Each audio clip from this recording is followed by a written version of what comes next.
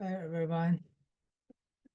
In this video, we are going to look at percent increase and percent decrease problems. Basically, it's like application problems. After we learned basic percent problems in the last video, we have several different learning objectives. Basically, it's all about percent increase and percent decrease problems. So sometimes we are looking for the amount increase, and also the amount before the increase, the amount after the increase, or the increased percent or decreased percent. Now, in general, to solve all of these kind of problems, you just need to follow this basic fact, which says percent of a whole is equal to a part. In other words, this percentage and this part, they always represent the same meaning. What it means is that if this increased amount, this percent has to be the percent of increase. If there's a decreased amount, there has to be the percent of the decrease. As long as that part is right, as long as you follow this percent of with the whole and your setup is always correct. So that's how we solve all of these problems. Now, this is the first objective. Use a percent of increase to find an increase amount and the final amount after the increase. In other words, we are given percent of increase, that percentage itself, and we are looking for the amount of increase and the amount after the increase.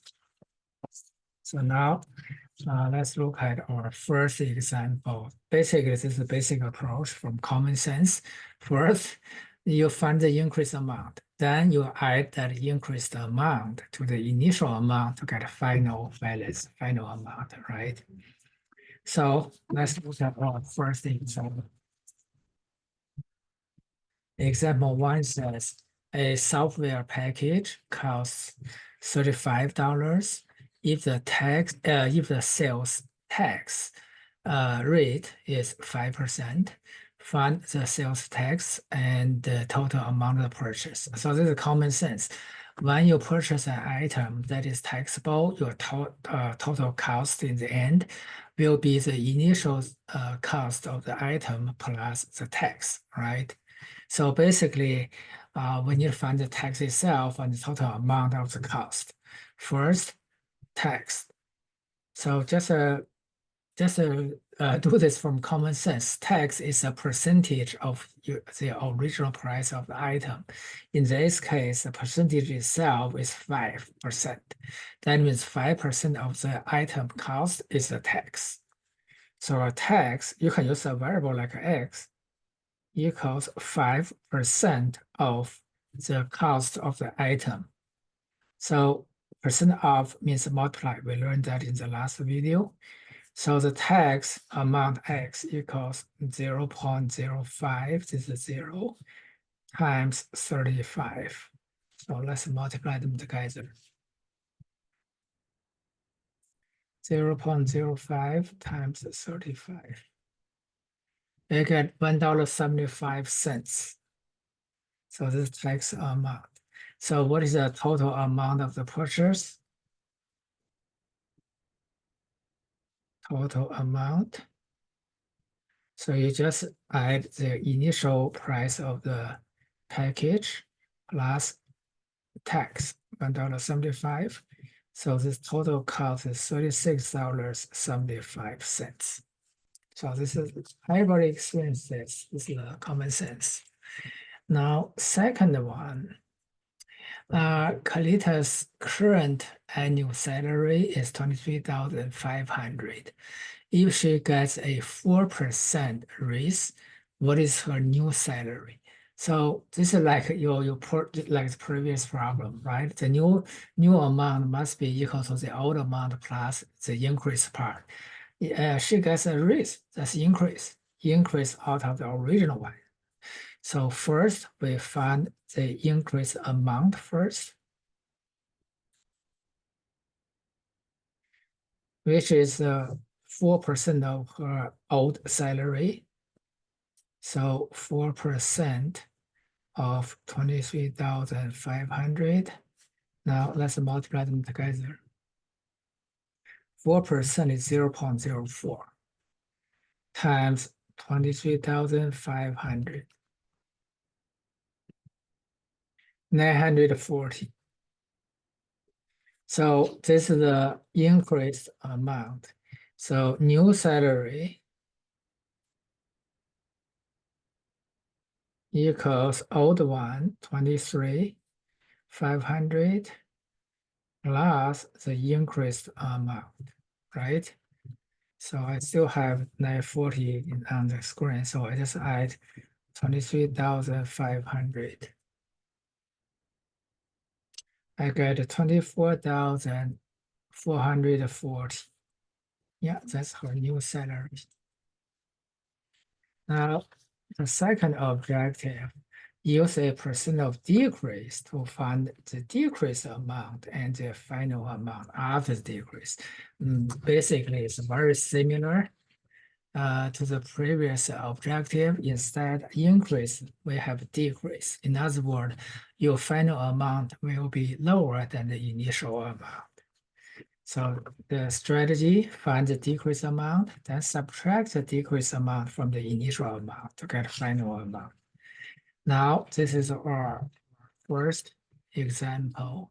A 20% discount is to be applied to a sweater with an initial price of $49.95.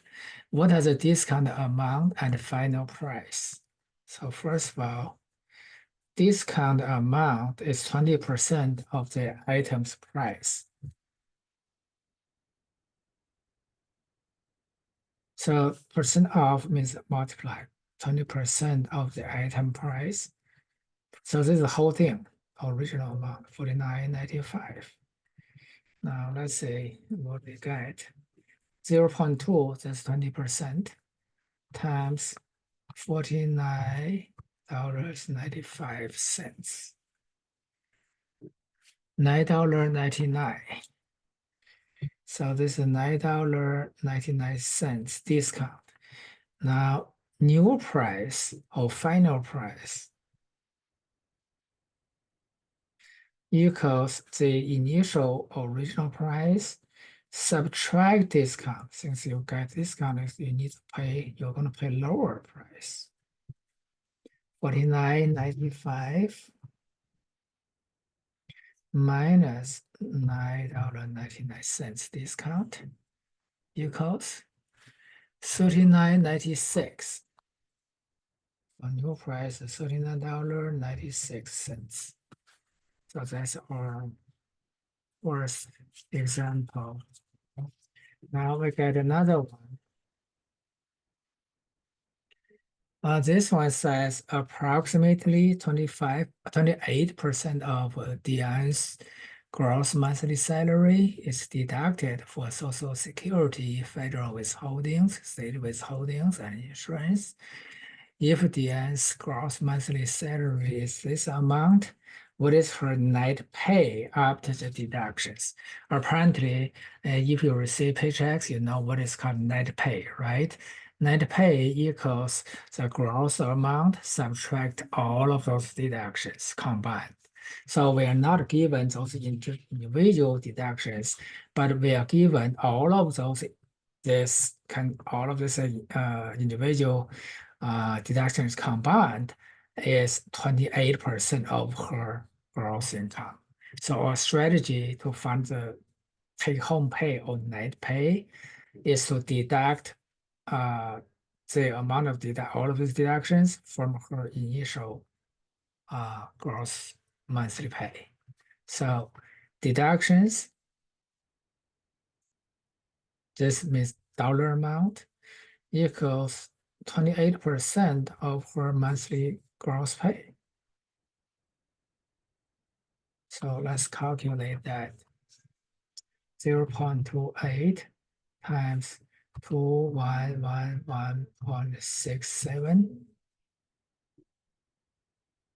So I got $591.27. For the money, we always round it to the cent, second decimal digit.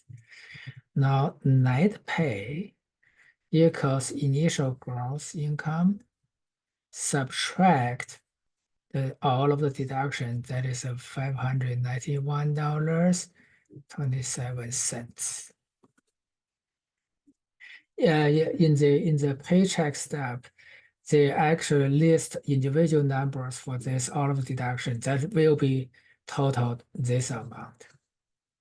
So 2111.67 minus $591.27.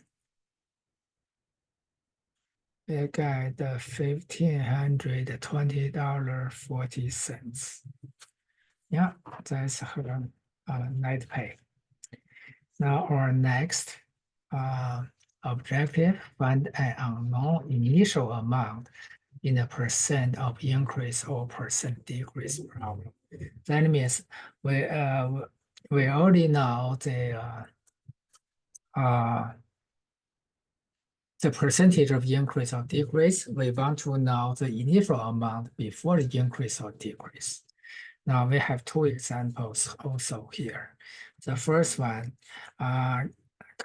Carmen receives a raise of $1,950, which is a 60% increase to his old salary.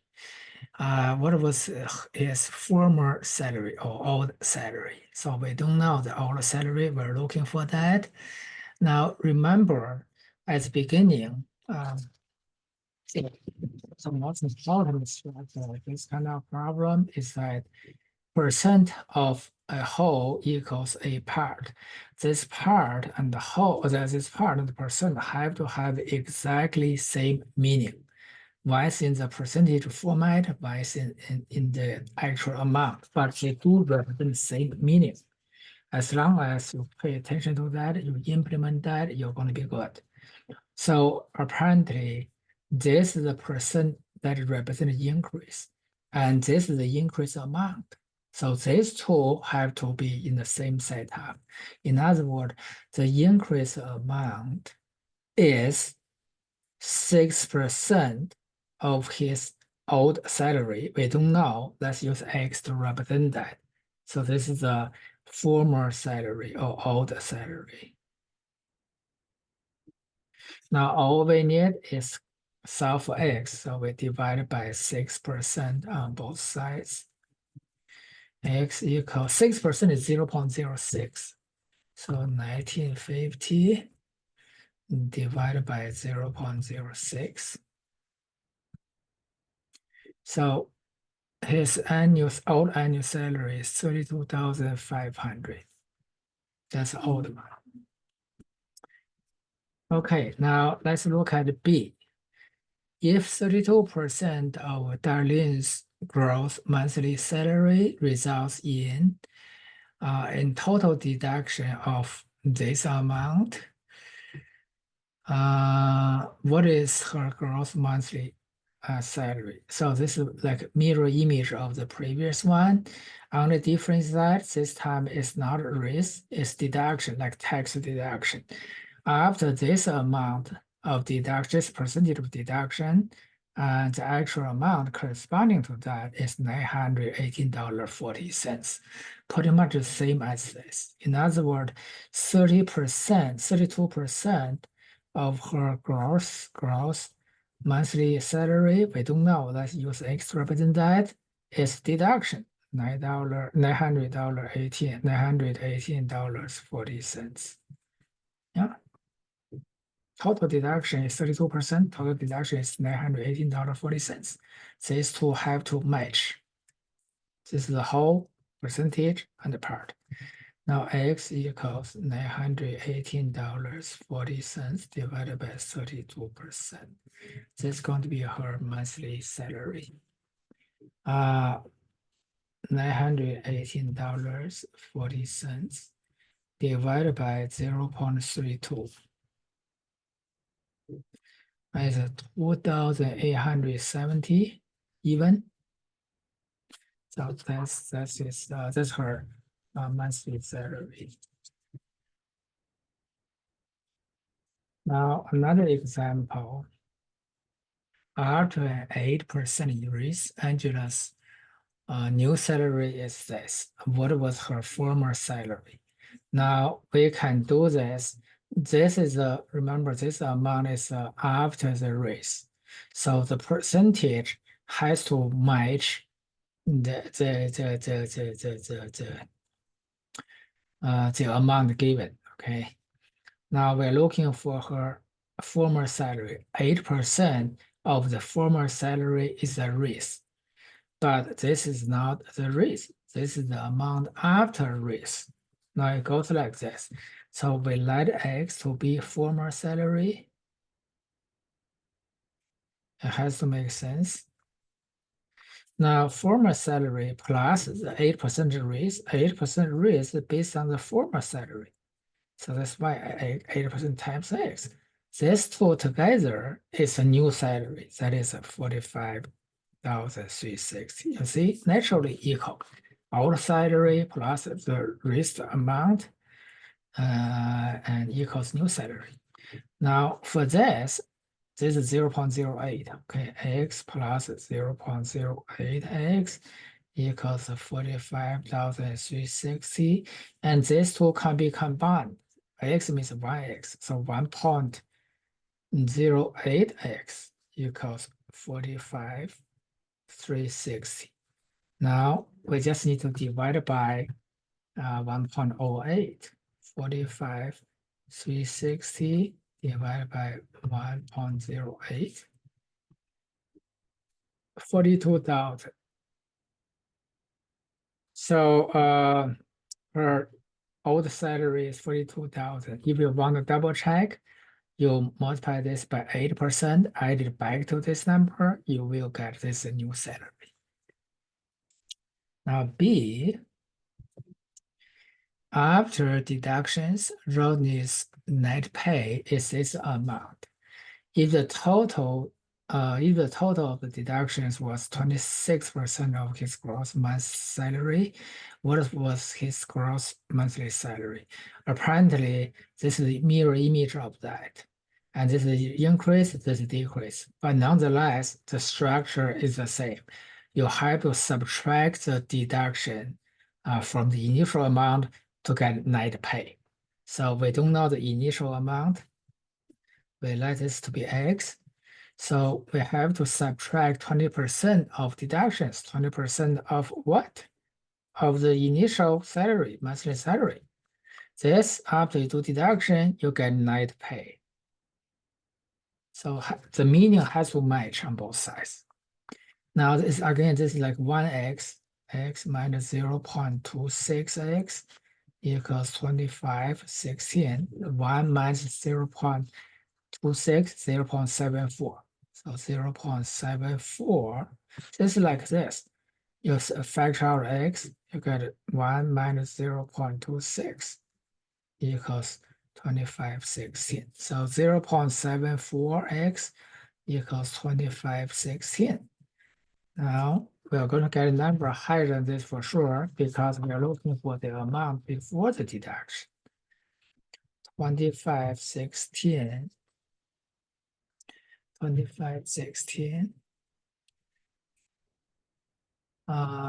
divided by 0.74, 3,400. So the gross monthly pay. Now the last objective is to find a percent of increase or decrease. In other words, we are going to find the percentage of itself. So let's look at the first example. Tiara is visiting a different state and purchases a shirt that is priced at this amount.